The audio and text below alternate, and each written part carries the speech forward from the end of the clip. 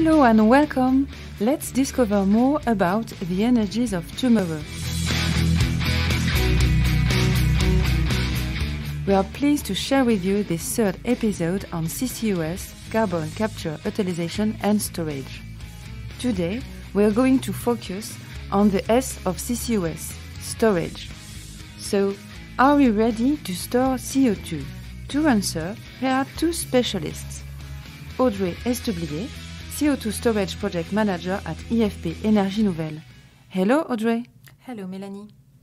And Kateryna Voronetska, Compression Transport Wells Project Manager at IFPEN Énergie Nouvelle. Hello, Kateryna. Hello, Melanie. Let's start with a figure, 5 billion tons per year. It is the storage goal for 2050, given by the International Energy Agency to achieve carbon neutrality. Audrey, can we do that? First of all, we recall that the geological storage process consists in injecting CO2 into the subsoil at a greater depth than 800 meters through one or more wells in order to store it sustainably. Current estimations of global available storage capacity show that there should be sufficient to achieve carbon neutrality. We speak about several thousand billion tons of CO2. For example, in Europe, we estimate a storage capacity higher than 500 billion tons of CO2, which corresponds roughly to 100 years of emissions in the world. This capacity estimation corresponds to different types of storage, deep saline aquifers and depleted fields. This can be located offshore or onshore. Deep saline aquifers are aquifers of water unfit for consumption due to excessive salinity. They constitute the largest storage capacity.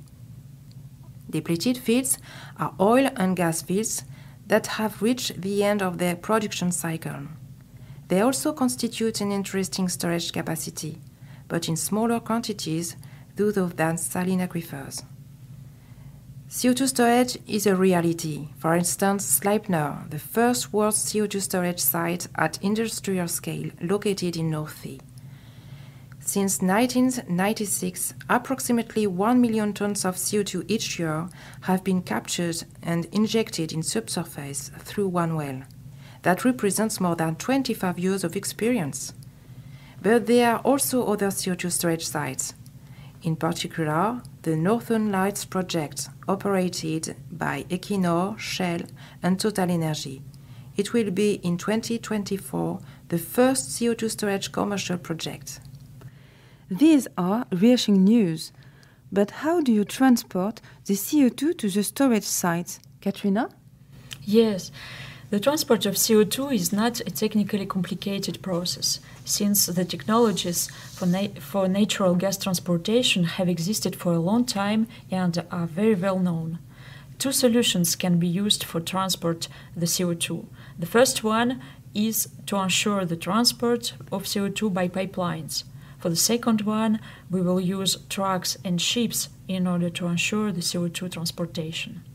In both cases, for the CO2 must be compressed to reach its liquid or near liquid state, and thus take up less space. In this state, only 2 points of vigilance are to be kept in mind concerning the transport of CO2.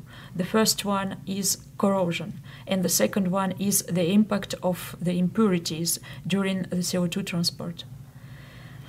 Indeed, the presence of water could cause corrosion of containers that we use to ensure the CO2 transportation.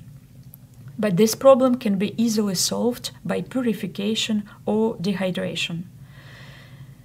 On the other side, the captured CO2 is never 100% pure. Its composition changes depending on the nature of the fuel and the type of capture technology used. The potential influence of impurities on transport and surface installations remains complex and little known. That is why we study these processes at IFPEN. If I understand it correctly, there aren't any technical issues whether we're talking about storage or transport. Audrey, so what could delay the deployment of storage sites? Nothing technically prevents the deployment of storage sites. but a major issue is the availability of short-term operational storage sites. It is therefore important to deploy this technology now to be able to store the desired amount of CO2 by 2050, because it takes 5 to 10 years to develop a CO2 storage site. It is important to refine the current characterization of the potential storage sites, which remains very rough, to identify the most suitable sites, define the conditions for injecting CO2, the means of monitoring the sites, then build the infrastructure. To have concrete emerged projects, it is essential to work within the territories with civil society. It is also important to communicate on this technology based on the experience acquired at pilot scale and at industrial scale for more than 20 years. Projects have to be co-constructed with the populations and the various stakeholders. For my last question, I would like to address the concern about potential CO2 leaks. Kateryna, can you tell us more about the methods and solutions to secure the storage? The integrity of man-dried wells and the potential reuse of existing wells for large-scale CO2 storage are major elements to check to ensure the sustainability of the storage. These are decisive points for the economy and the security of the storage. The economic aspect comes from the cost of drilling new wells, especially offshore wells. The safety aspect comes from the objective of having as little wells as possible penetrating a cover layer to avoid it weakening. A CO2 storage well must be able to keep its integrity over the long term to ensure that the CO2 is permanently contained in the storage reservoir. For example, as part of the REC-CO2 project, IFPEN has been working on the development of a tool dedicated to assess the reuse of existing wells. To conclude, solutions to ensure the long-term integrity of wells are already available, and they are being improved through various ongoing research projects. Thank you very much, Audrey and Kateryna, for joining us today. If you enjoyed this episode, rendezvous for the next CCUS talk about capture.